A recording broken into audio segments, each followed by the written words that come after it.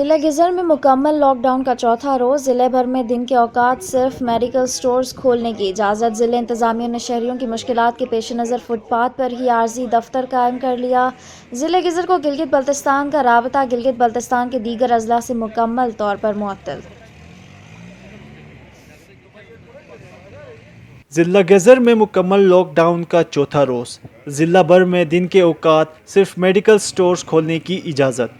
ضلعی انتظامیہ نے شہریوں کی مشکلات کے پیش نظر فٹ پاتھ پر ہی عارضی دفتر قائم کر لیا۔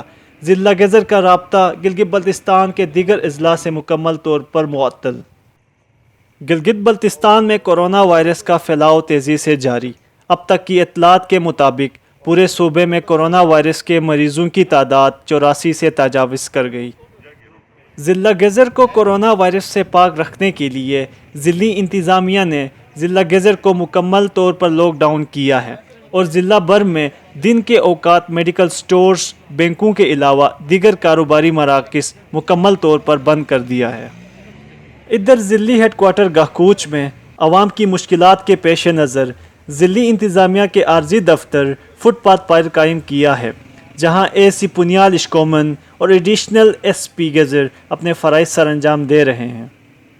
کورونا سے بچاؤ کے لیے لاک ڈاؤن کا یہ سلسلہ مزید چند دنوں کے لیے جاری رہنے کا امکان ہے اور ضلع بھر میں دیگر اضلاع سے آنے والوں پر مکمل پابندی بھی عائد کی گئی ہے اور ملکی اور غیر ملکی سیاحوں کے داخلے اور مشہور مچھلی ٹراؤٹ کے شکار اور موسمی پرندوں کے شکار پر بھی تاہم ثانی پابندی عائد کر دی گئی ہے۔ دوسری جانب ضلع گزر میں نگر سے آئی ہوئی خاتون کی شادی ضلع گزر کے تحصیل یاسین میں ہوئی ہے، جو اپنے شوہر کے ہمراہ نگر اپنے میکے سے گزر یاسین اپنے سسرال آئی تھی، کو ضلعی انتظامیہ نے ڈی ایچ کیو اسپتال گاہکوچ میں آئسولیشن میں رکھا ہے اور 14 دنوں تک اس فیملی کو مکمل طور پر آئسولیشن میں رکھا جائے گا۔